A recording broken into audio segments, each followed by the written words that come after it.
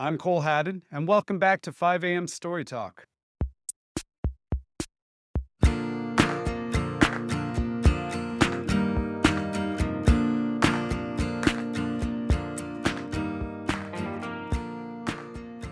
Today's guest is an author, screenwriter, podcaster, and trailblazing journalist. I'm talking about the always interesting Emily St. James here, and we're about to discuss her transition from TV critic to storyteller. I was thinking about this as I was driving through Sioux Falls and feeling like I had never been there before.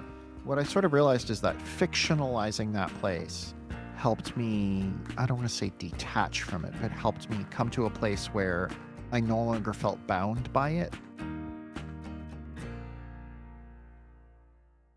Welcome back, Story Talkers. Today I'm joined by someone whose diverse body of work makes it really hard to start describing her. So why don't I just start at the point I became aware of Emily St. James, which was around 2010, right around the time I permanently gave up my own press credentials and became a full-time screenwriter. She was part of a cadre of journalists who revolutionized the TV review game with online episode recaps. Over the years, her culture writing has expanded to cover all kinds of subjects. For example, she wrote this piece for Politico a couple of years ago about the John Wick films. The argument she makes is just brilliant.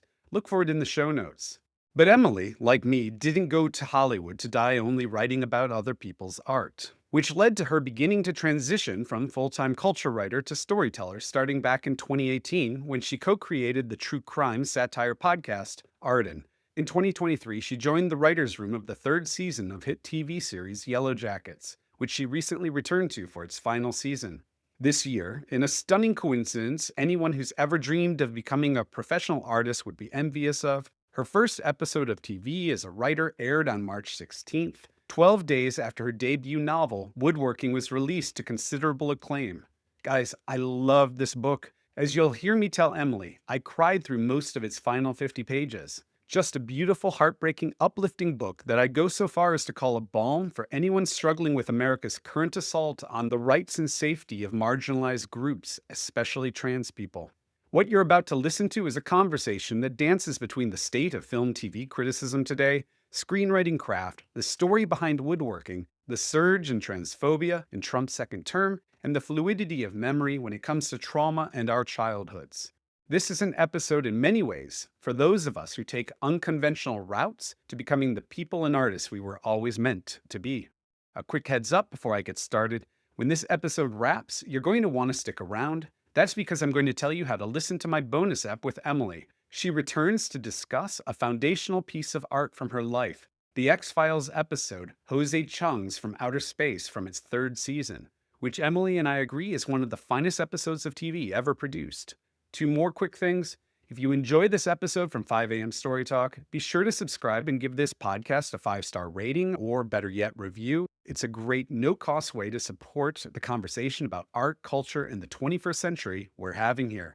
Okay, are you ready to dive into today's episode? Let me introduce you to author, screenwriter, podcaster, and journalist, Emily St. James. Welcome, Emily. It's so great to meet you. Thank you so much for being here today. Oh, thank you for having me. This is wonderful.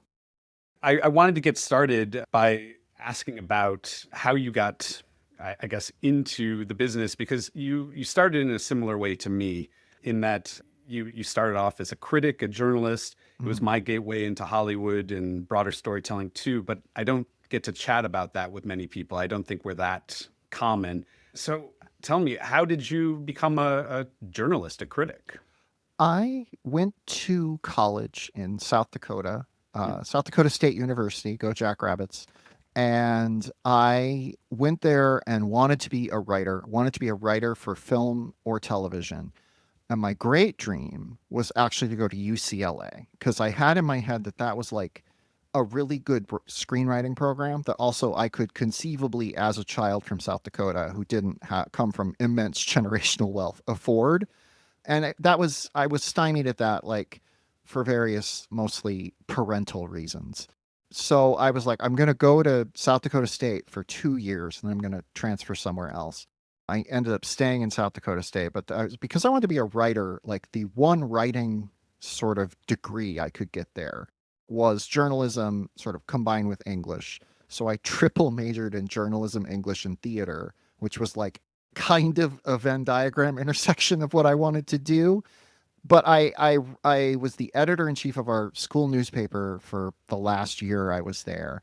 And that ended up being a wonderful job. I had a great time. I really liked working at newspapers. And then when I graduated, I was able to find a newspaper job because some of them still existed at that time. And I kind of ended up backing my way into writing criticism. When I moved out to California, I said, I want to write for television or I want to write about it. And I hadn't really thought about the fact that doing one would make the other more difficult, you know? Now that I'm writing novels, I'm noticing how many novelists also like write book criticism. And it's such an interesting little thing that would never happen in film and television. But I moved out to LA and was like, I want to write for TV or about TV. And I started a blog that was supposed to just be about like my writing journey. And I ended up reviewing TV episode by episode because that was like the start of that little movement. And that led to a job at The House Next Door, which was a blog run by Matt Zoller Seitz, the great Matt Zoller Seitz. And then I ended up at the AV Club and was working 16-hour days for very low pay because I was broken inside. But that turned into a long, fruitful career in criticism. And I always was like, but what I really want to do is direct. You know, I really want to like make the thing that gets criticized. But I had sort of like backed myself into a corner of, oh, I don't like know how to cross that divide. And what sort of happened was my wife and I wrote a script that did really well in a contest. And so then I could finally go to like showrunners I knew and was close to, but wasn't like friends with, where I felt like I could talk to them in a way that would like obliterate the critical distance, but, you know, preserve my other career. And so then we just kind of tried to break in as ethically as we could while also remaining ethical journalists, which was very hard. We didn't have representation until we had gotten our Yellowjackets job.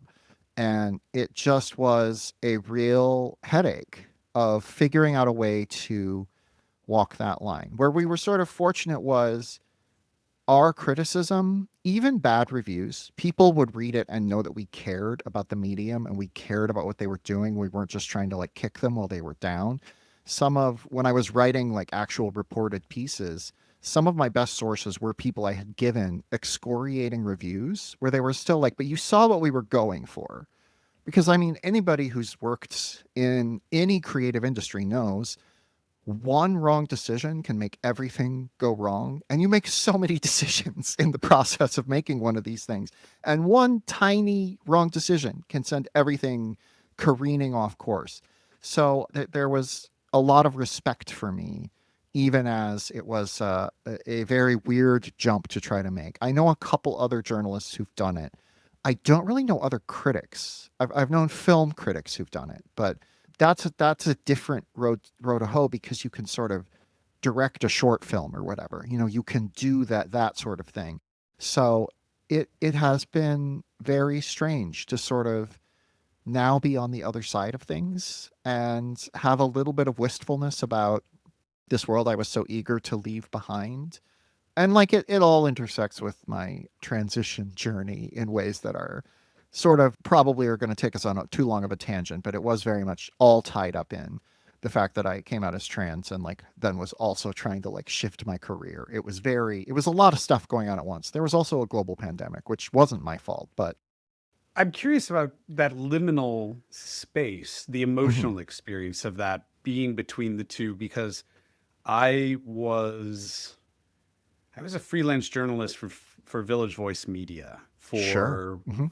5 years, and it was torture because I would sit down. I did more interviews, but I did criticism as well. I was a terrible critic. I've since become good at that, I think, in hindsight. But I mostly did interviews, and the whole thing, going to screenings, sitting in press rooms, it was torture to be sitting there with people that I admired, respected, meeting people I wanted to be working with, not being able to even feel like I was respected in any way because, of course, there's like a gatekeeping mentality. Like, have you made it through? Now you're one of us. Now we Yeah. can talk to you like that. What was that like for you?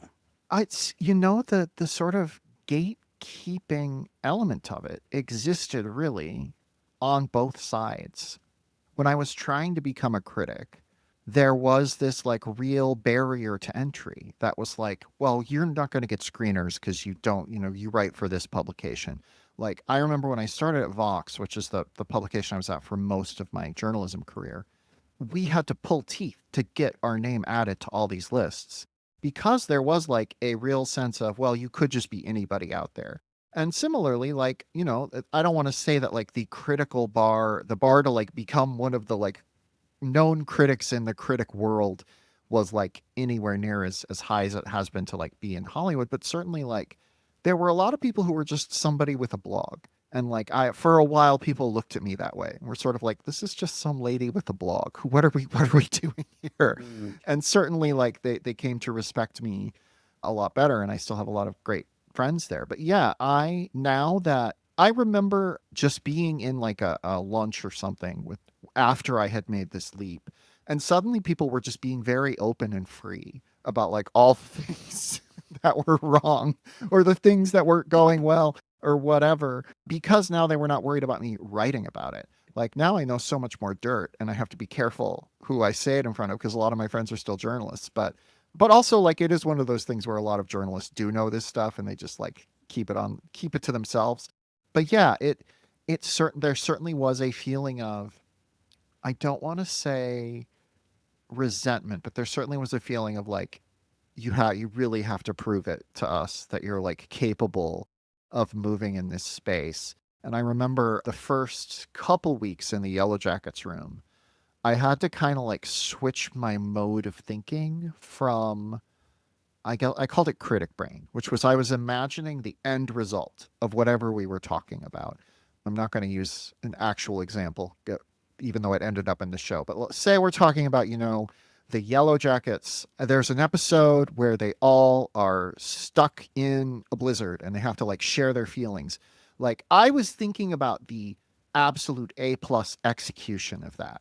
So I was thinking about like the great bottle episodes or whatever. And what I had to do as a TV writer was actually reverse engineer to like, no, I have to think about the moment by moment blocks that are going to add up to that A plus thing and realize like how hard it's going to be to get there or like every little thing that has to go into it. And again, the plot point that caused me to have this revelation ended up in the show, but it was like how it ended up there was less starting from the end point and more starting from, okay, beat by beat, what is this character going through? What are they doing? What do they need? And that was like the big shift I really had to make in my thinking that I sort of didn't understand was going to happen. And like, I write books, I've written a podcast, I've written all these things, and it was still kind of a big revelation to me that like I needed to really I had to let go of my desire to make an A plus piece of television and get to a place where I was like, I just want to make a functional piece of television. And then everything else builds off that. Do you ever look back now at, I do this all the time with such regret of the judgment I demonstrated when I was a journalist. But do you look back and realize you weren't generous enough now that you've been in a writer's room and you see how the sausage is made in Sure. some way? I think when I go back and look at my work, I generally think that I was sometimes generous to a fault, if this makes sense. Because the critic's experience of the thing has to be totally separate from the intentions behind it. Like the critic has to sit there and be like, oh, this just doesn't work. Or this is a thing that they're trying, but I just don't think they pulled it off, or whatever. The critic is a proxy for the audience, or rather someone who's starting a conversation with the audience. Like the critic saying, here's what I think. What did you think, audience? And the artist is really not invited to have a part of that conversation, which I think is interesting. Obviously, if you're doing a post-film Q&A, or when I get invited to book clubs to talk about woodworking, then yes, I'm being invited into the conversation. But it is still not a conversation I'm leading. It's a conversation that readers are leading me through by asking me questions and sort of having that discussion. So I look back and I'm like, I was always thinking about the stuff I wrote about from the perspective of someone who wished she was writing it. And it colored everything I did. There's pieces I found where I feel like I could have been less, I don't want to say less harsh, but I think I was mean. There are pieces I wrote where I feel like I was kind of like, there was something in me that was curdling and I felt resentment. But I increasingly realized I was not resenting the show. I was resenting having to write about it. The one I always point to is This Is Us, a perfectly nice little television show that like I did enjoy watching here and there. And then it was one of the biggest shows in America. I had to write about it all the time and I resented having to write about it because I didn't have anything new to say about it. And so I would like write these pieces that were kind of like mean to the show, but really I was just mad at my editor.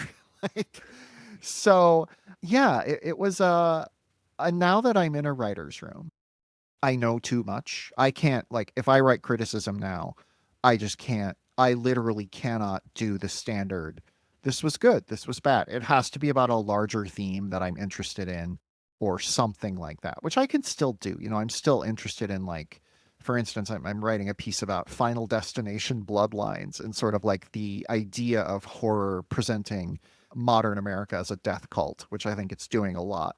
And, but that's the thing I can write without saying anything qualitatively about the film, even though I had a blast watching it. So I can still write that kind of thing. But then, like, if you were to ask me to recap a TV show episode by episode, as I did for so many years, I totally, my brain can no longer do it because my brain is imagining all the possibilities of what discussions went on in the room. Or even worse is now I know what happens in production. So I'm like, oh, here's a compromise they had to make. Here's a little shift they had to do.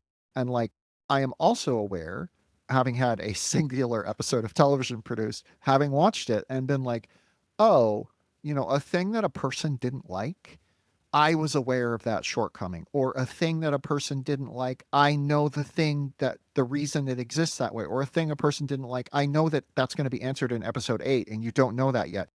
And it just is like not conducive to the critic audience relationship. Ideally, the critic is a interpreter of the work, is someone who has gone into the Oracle of Delphi and watched the thing before you have and steps out and says, here are my proclamations. And then the audience is free to do with them as they like.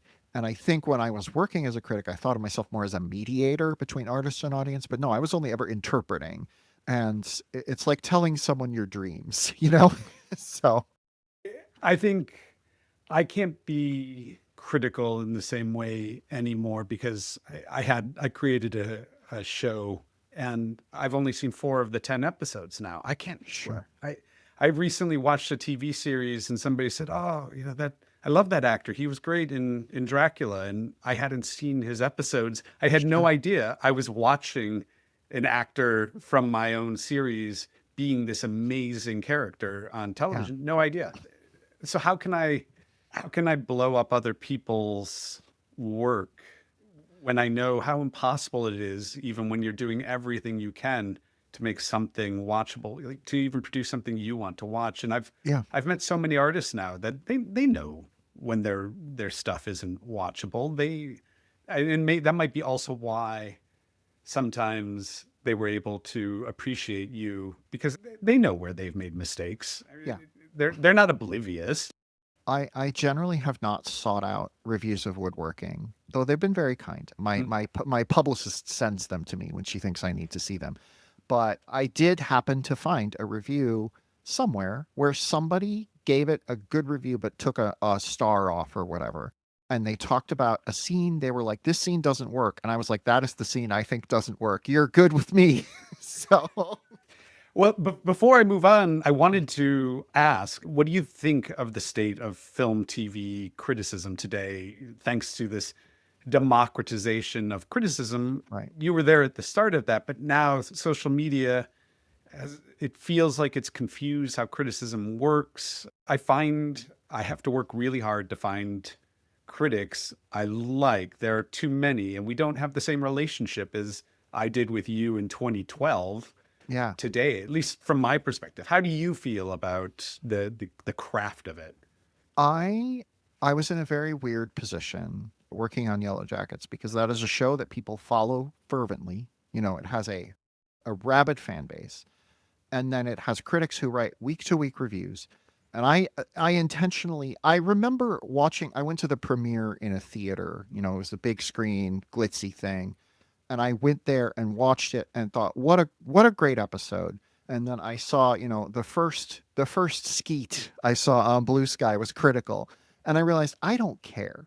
I literally do not care if this random person I've never heard of before didn't like it. And I just decided I was going to tap out and not think about it.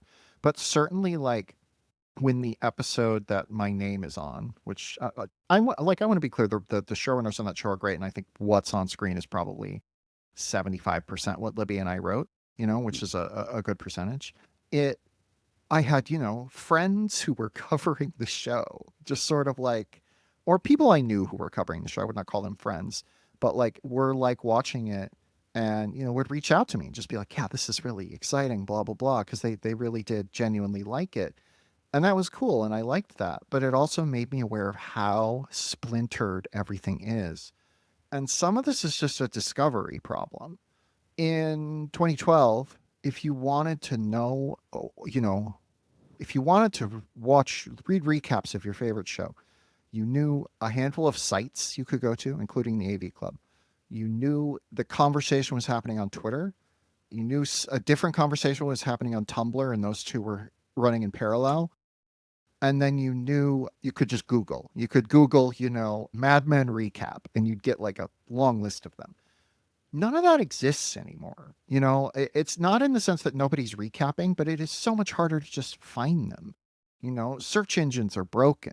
Social media is no longer weighted, especially Twitter, is no longer weighted toward the sharing of that kind of material or that kind of conversation.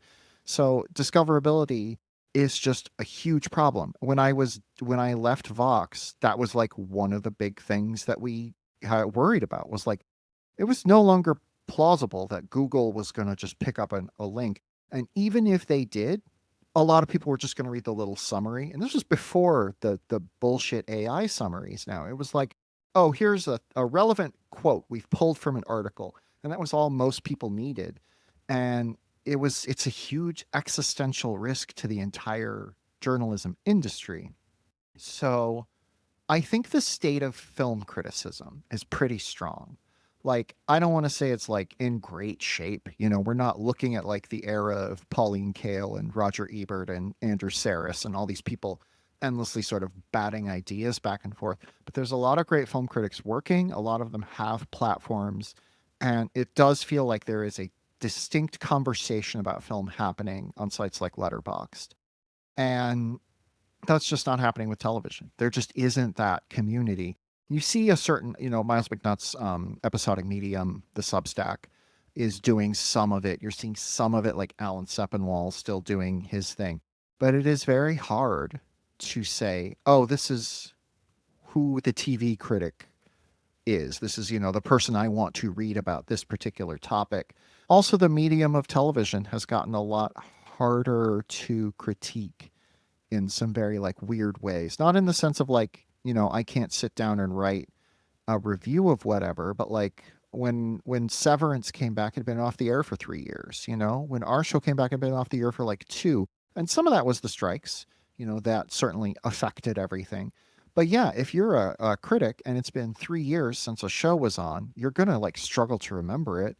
And maybe you can watch a recap video or whatever. So I think the state of TV criticism is in a bad spot, but I'm also like aware that I accidentally was working probably during the golden age of TV criticism, when it was like just tons of great writers doing interesting things. And I hope we get back to that. But the thing about television is that writing about it episode to episode tends to be the way you get the best criticism about it. And we are in an era that actively works against doing that. So we're coming out of it a little bit. We're a little bit more week to week now. So I'm hopeful things will start to shift. But certainly the fact that the industry itself is really struggling to produce new material is not helping criticism. So As you said, you were born in South Dakota. I yes. somehow don't think I've ever known anybody from South Dakota despite going to 42 states. I think it probably has something to do with the fact that there's a million people, not even that, there. Yeah. What was your childhood like? How does it exist in your memories? Yeah. I was born in Michigan. I was born Oh, so in was near I. Grand Yeah. Rapids, Michigan. Yeah. I'm adopted. And so my biological mother and biological father were from the Grand Rapids area. And my mother didn't want to have a child. She was in her late teens. She was a college student.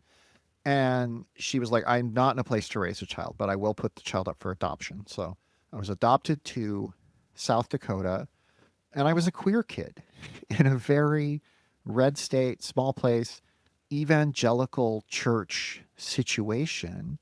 And what has been interesting has been how my memories of that place have, I don't want to say shifted, but the the Instagram filter placed over them has become a different one. Before transition, when I was living as a man or whatever, I certainly looked back on my memories and was like, there's a storm cloud on the horizon, but I'm going to ignore that. I'm just going to remember this with like a rosy glow that I knew I was sort of like overinflating, that I was forcing upon it, but I needed to do that to survive. A strategy I developed to live as a trans girl in this environment was just to like literally not notice the bad things, or I noticed them but I just like didn't acknowledge them. Like one of my formative memories is we were at this like Wild West town, a fake Wild West town in the Black Hills of South Dakota, Deadwood as it's I believe. And they had a little setup for like a jail cell, and you'd go in the jail cell and it was a photo op. And my parents were like, okay, you and your sister go in there and we're going to close the door and we need you to look like you're, real bad criminals. And my sister nailed it. Take one. Take one. She was a champ. I refused to. I was like, I have to smile. I'm going to smile. I'm going to keep smiling. And at the time I was like, just that was how I lived my life. And now I'm like, oh, I was I would not allow myself to even feel fake bad emotions because I knew that to do that was to like open this window of acknowledgement that I did not like what was happening to me. I was being forcibly torn from my real life, which because I'm adopted was also this other element of like, oh, I have other parents somewhere. I didn't think Mm. of them as my real parents, but I certainly was like, oh, there are people who will explain me to myself better than I currently can if I could just find them. So it was this huge swirl of identity issues that I've talked to a few other trans adoptees, and they've had very similar experiences, even if they had families who were supportive of them after they came out. My family was not supportive of me when I came out. I no longer speak with my adoptive parents. My adoptive sister and I are great, even if she was a fearsome criminal when she was like 5. But yeah, it's really done a number. I don't want to say it's done a number on my memories because I always knew like the bad stuff was there, but it finally starting to acknowledge it in some ways has been an overcorrection. In some ways is like I can't forget that like also I had moments of my childhood that were happy and good, because so many of them were not. But it is a necessary overcorrection because I think I spent so long forcing myself not to see these things. So when I remember my childhood, it's very complicated morass of things. And one of the fascinating elements of this is I have become quite close to my biological mother in adulthood. And there is this persistent sort of wish, I think, among trans people especially, but queer people in general, all sorts of people, but it tends to pop up in our community of like, oh, I just wish I had a supportive family. Like, could I just move to another universe where my family was supportive? And I accidentally did that. Now I like have this woman who is a maternal figure in my life, is a grandmother to my child. I have siblings who I love and care about very much, I'm very close to. And it is deeply surreal, because now it's like I have memories of a childhood that never happened. And I'm sort of trying to navigate that. It definitely feels like my past happened to a different person, and I'm not sure what to do with that. My life is a very different experience than yours, but I am discovering as I near 50 that memories are so fluid Yeah. that that I mean, I had this experience, and maybe you will eventually going home when your adoptive parents aren't alive anymore. Maybe that'll be sort of the break. But after my parents died, I went back to Michigan and found, oh my God, I love this place. Yeah. This is so strange. It doesn't have any of this baggage that made me resent it every time I visited. And now it's rewriting. Yeah. I can feel it happening, rewriting I aspects of my childhood because yeah. my parents died. That makes no sense. I was just back in South Dakota about a week ago for a book event at in Sioux Falls because the book is set in South Dakota and I wanted to do an event in South Dakota. And what I was surprised by was as we went to Sioux Falls, a town I have been to so many times. It's the big city in South Dakota. It's about 200,000 people and a little over 200,000 people. And it's my experience of it was when I first drove in, like feeling like I was coming to a city for the first time. Like it literally was like, oh, here's a place I've never been before. And then that sort of cut in two different directions. One of which was there were all these billboards about like gun stores and choosing Jesus and things like that. And I was very much like, it was coarser than I remembered it being. It was a little bit more less interested in the appearance of egalitarianism. It was very much like our way or the highway. And then I went to this book event in downtown Sioux Falls, and there were pride flags everywhere, and everyone was lovely and supportive. And I was like, oh, there is a place here that I wish had existed when I was, 16. And yet everything else is so much worse than when I was 16. And it's pulling itself in two, and it just struck me as a very like it felt to me like a very illustrative synecdoche of what America is right now. Like there is this beautiful place where everyone's accepting and it's lovely and it's one of the best places to live, and then all around it are ads for gun stores. Well, switching gears to woodworking, as I told you before we started, I love this book. Thank I you. cried through, I think, easily the last three chapters, but I think the last 40 to 50 pages, it was sort of on and off experience for me. What I think is outside of the story, what I think is inspiring about it is that you didn't wait for Hollywood to give you permission to tell stories. You Mhm. you were went off and you wrote a book before Hollywood decided to give you the attention that you deserved. Could you, for people who haven't read it, can you sort of give the elevator pitch? Yeah, it's Woodworking is about a trans woman. She's 35. She lives in Mitchell, South Dakota, which is a town of about 15,000 people. She is a high school English teacher. She knows no other trans women save one, who's one of her 17-year-old students. And there's this experience in the queer community of when you are just coming out, you want someone to tell you everything there is to know. And so she turns to this teenager to do that for her. And that the book is really built around their relationship, their friendship, but also, they both have ill-advised romantic encounters with other people. There's an election coming up. It's set right before the 2016 election. So, like, there's additional layers of it. I sort of am like coming to grips with it as a political novel, even though it's not political to me. I think that the characters care about politics less than I do, but certainly that's all in there. It's in the stew. But it's mostly about women taking care of each other and trans people finding each other and all that good stuff. How did you start writing it? Was it just an experiment to begin with? I might write a book. Let's see Mhm. how this goes. Or did you work the story out beforehand? Oh, it was so much more the former. I sat down. I had been working on. I did 2 seasons of a scripted fiction podcast called Arden, and the second season is I'm very proud of. I think it's a tremendous thing that I was the showrunner, but I now like I see all the elements that went into it beyond my contributions.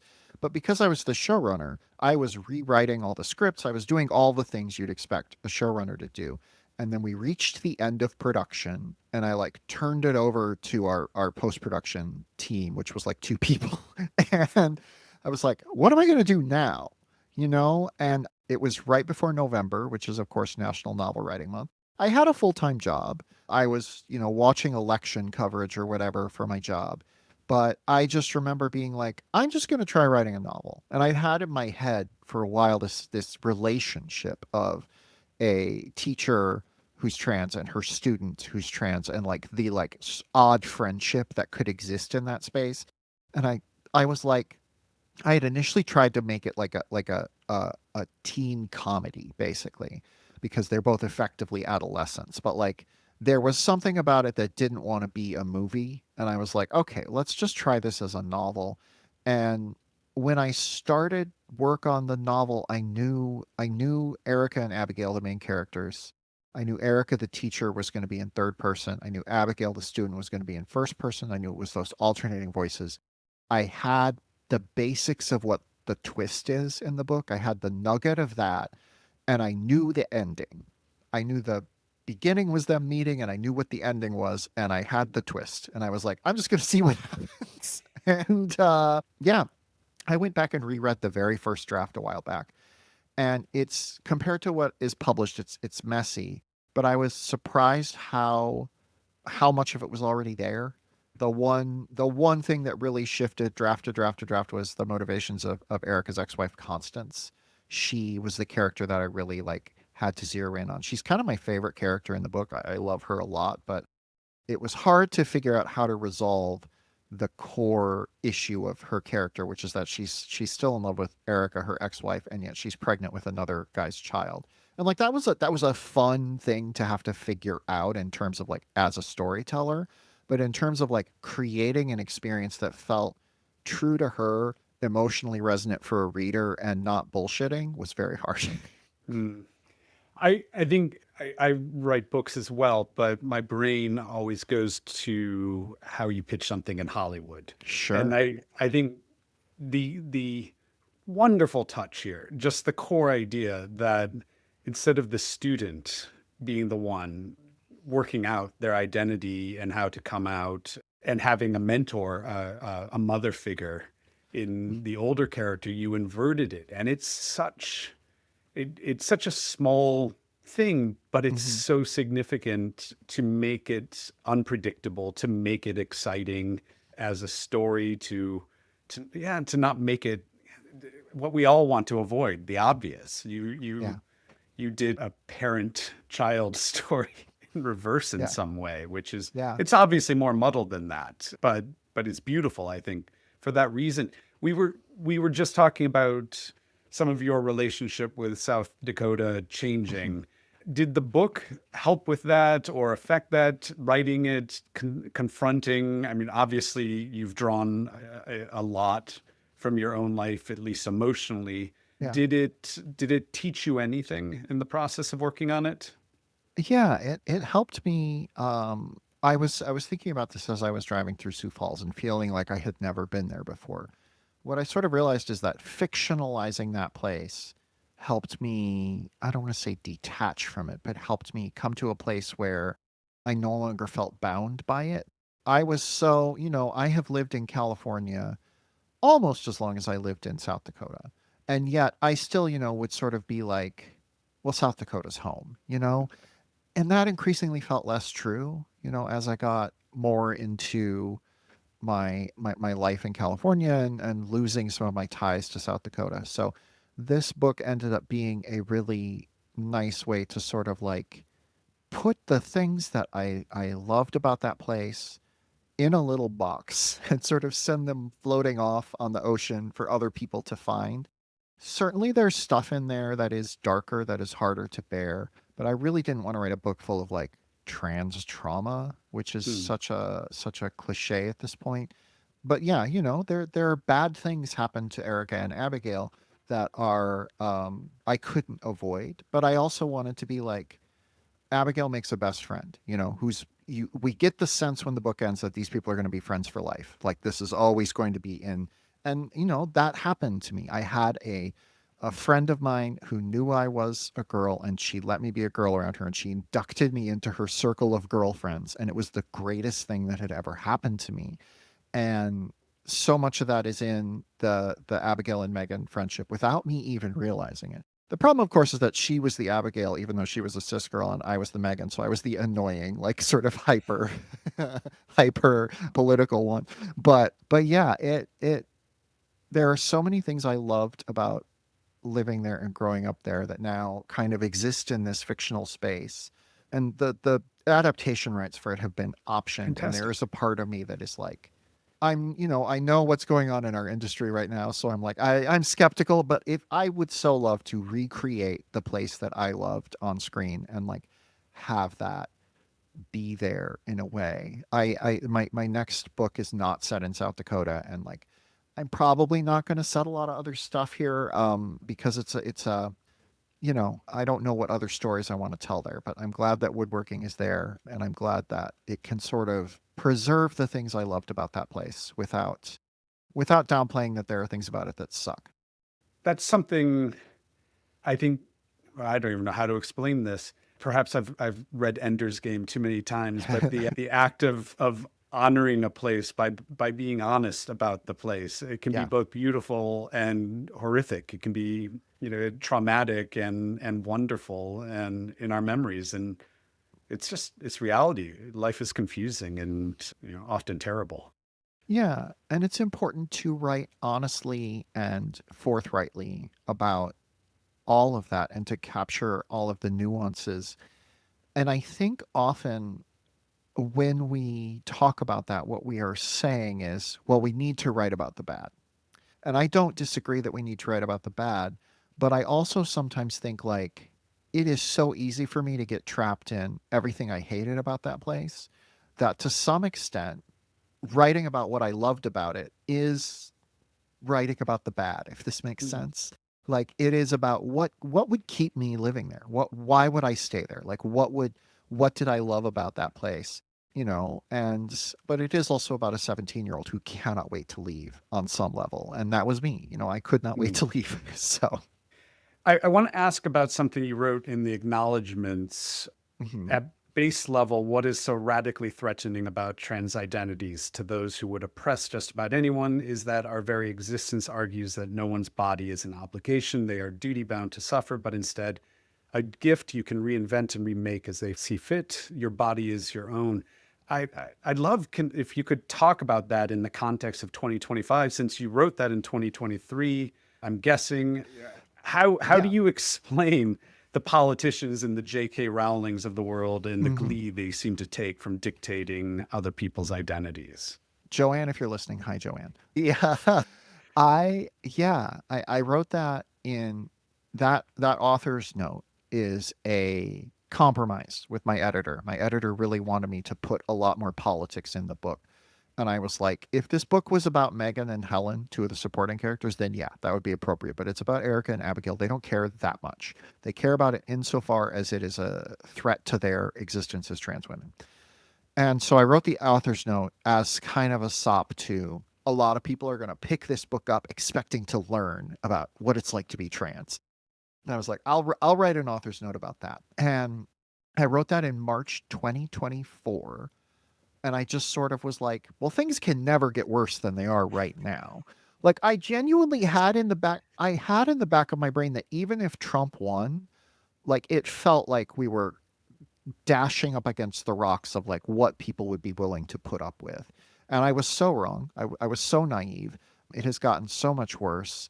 And what I've sort of realized is how much what I wrote there is just the core of why transness is so threatening to so many people, which is if you have constructed a system that requires a hierarchy to exist of certain people who are better than other people, then transness is by its very nature an assault on that hierarchy and will threaten those people and will scare them, and they have to like basically strangle it in its crib, which is impossible because trans people are a naturally occurring human variants. We've existed as long as people have existed. And it's scary, but also I think the more they push on this, the more people realize oh, this is also a war against all queer people. This is a war against people of color. This is a war against anyone who is not a straight white cis man. This is a battle to essentially to construct a rigid gender hierarchy that has white straight cis men at the top and then everyone else downwards. And the pushback against trans rights has revealed that to a lot of people, especially when you see some of the like consequences of these bans and how they affect certain cis people. And I hate that like we have to be like, and now the cis people are hurting, so look at that, because I would hope that people would have compassion anyway. But I do think it has underlined for a lot of folks that the end result of J.K. Rowling style turfism is a very rigid, this is what a man is, this is what a woman is, and never the twain shall meet. No gray area between them. It is retrograde and anti-feminist at its very core. And I don't think she realizes that, but I think more and more people are seeing that, my favorite example of this is the push to ban social transition, which is literally just people shifting how they dress, shifting their hair, and perhaps choosing a different name, because it's often happening among children before puberty. And effectively you're saying, okay, a girl has to have long hair, a boy has to have short hair, a girl has to wear dresses, a boy has to wear pants. And like, that's the most anti-feminist thing imaginable. But you code it in like the thing of, we're going to stop social transition. And people will be like, well, we have to be serious about trans issues. But I do think that people are starting to see, oh, if we like the goal to quote unquote eliminate transness just ends up looking a lot like putting women in a second class status. And that is not a good thing. And I'm hopeful that people are starting to wake up to that. This is not the nice thing, but the thing that is interesting about the United States is because of our two-party system, when one party gets all in on something, the other party, as a natural backlash, goes in the other direction. So obviously the Democratic Party as an institution is not doing great by trans people right now. They're not like doing terribly, but they're also like not really doing anything to defend us. And there are too many of them who are like, well, let's be real here and maybe ban a few rights. Let's just see what happens. But Democrats, like the people who tend to vote Democrat, their support for trans people is increasing because it's become a relentlessly politicized and polarized issue. Because Donald Trump doesn't like trans people, they now like trans people. And like that's a dynamic that doesn't exist in the UK or some other countries that have had trouble with this sort of thing. So that is one thing that gives me hope, is that the United States' political system is so hopelessly broken. A lot of like liberal white women in their 70s are like, yeah, but I'm on your side, because they just hate Donald Trump that much. So That's such a fantastic observation. Well, what I love about Woodworking as an artist experience is that it was released same time as Yellowjackets' third season.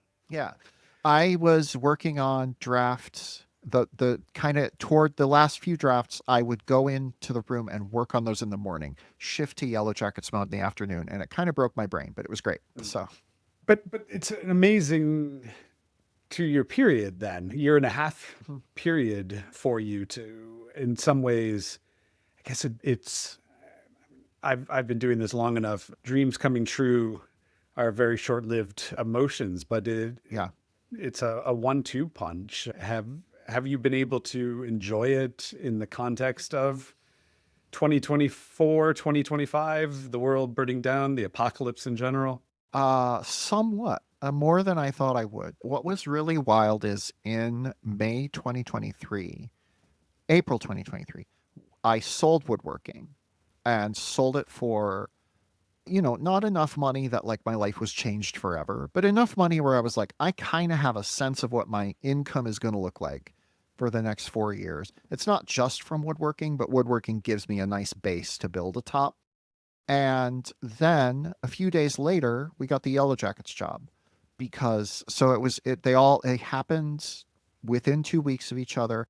Then there was a writer's strike, and I was in the room on Yellowjackets one day, and then the strike, and then the book comes out March 4th, 2025. And the episode of Yellowjackets that I wrote aired March 14th, 2025. So it is this like interesting window of, 23 months from when I like, because I had gotten fired from Vox in January of 2023. And so I was like, what is my next move? What's my career look like? And I remember being like, well, maybe I just move to the woods and I write novels and I do some freelance journalism and I just give up on this TV writing dream. And then the next day we got the Yellowjackets job. So, but yeah, it has been, I don't want to say that I have like enjoyed every second of it because I certainly have had a lot of anxiety about what's next, what's going to happen next, how am I going to possibly continue doing this long enough to either build up a cushion to retire on or until I die. Because I do love writing. I would do it until I die. I just don't like working. I don't want to have to work as hard as I have to work right now for the rest of my life. It would be nice to take some time off. But yeah, I have been, it's been a very weird time to have written this book and to be able to like sort of live in its success and live in the success of the show because also I live in a country that is really in a dire straits right now in various ways. And yeah, it's like I constantly have to be thinking about what's my next TV writing job? And also, am I going to have to move to Ireland? Mm. Like those two things are constantly competing in my brain. And I don't know. I don't know the answer. If I did, I would do it. Okay, so last question for now. We're going to come back Sure. in a moment to chat some more in your bonus episode. But I want to ask before we go, what makes you feel hopeful today? And the reason I'm asking that is Woodworking filled me with hope in its last few chapters, or at least cautious hope. So I'm curious, what do you feel hopeful about at the moment? I will say I didn't attend the No Kings protests over the weekend, but because I have a toddler and toddlers make everything difficult. But we took our kid out to the park and we're walking through our downtown Los Angeles neighborhood. And we're just surrounded by people who had come together, who were pushing back in ways both large and small against a regime that really wants to eliminate anyone that does not look exactly like it or think exactly like it. And there were all these people from all walks of life who were just there trying their best to like stand up for what's right. It makes me hopeful when someone reads the book and says that it sort of helped them think about trans stuff in a different way. I really firmly believe that like art is one of the best ways we have. Like the best way to like make people sympathize is to like actually get to know someone living in that experience. But art is, I think, a close second. And there's a lot of great trans art right now, and that gives me hope as well. So I'm hopeful because I think, I think there was a period in early November when I was like, well, that's it. That's the ball game. We're all gonna die. And by all I mean the planet. And it has not, I don't want to say that I'm sitting here like comfortable. I don't think that we're anywhere near out of the woods, but there is a part of me that is like, oh, I see there are paths out of the woods. Are we going to take one? I don't know. But like I finally understand that the woods are not eternal, that everything changes and things will be different. And I hope I am around to A, I hope they get different in a good way, and B, I hope I'm around to enjoy it, or at least my kid is. So Wonderful answer. Thank you so much for being here today. absolutely.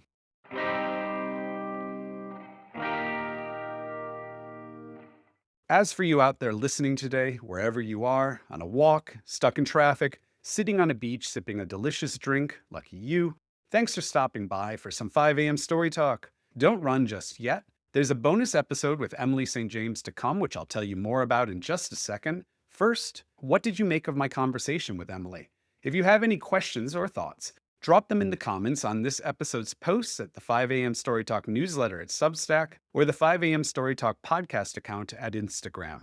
You can find links to both in the show notes, along with links to Emily's novel Woodworking and some other fun stuff from her. She has 2 books coming next year, a nonfiction one about It's a Wonderful Life, and a new novel, so keep an eye out for both of them.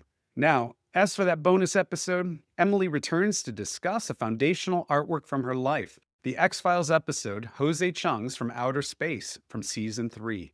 In this ep, a thriller novelist, Jose Chung, writes a book about a missing persons incident that might be an alien abduction. His interviews lead to an incredibly funny, meta, and even disturbing exploration of memory.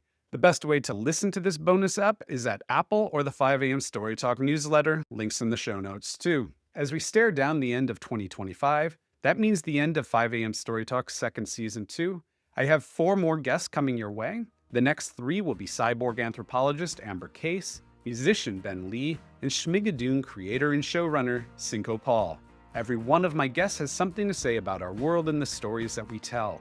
Be sure to subscribe if you don't want to miss out. Thanks again for being part of this conversation, Story Talkers. See you soon.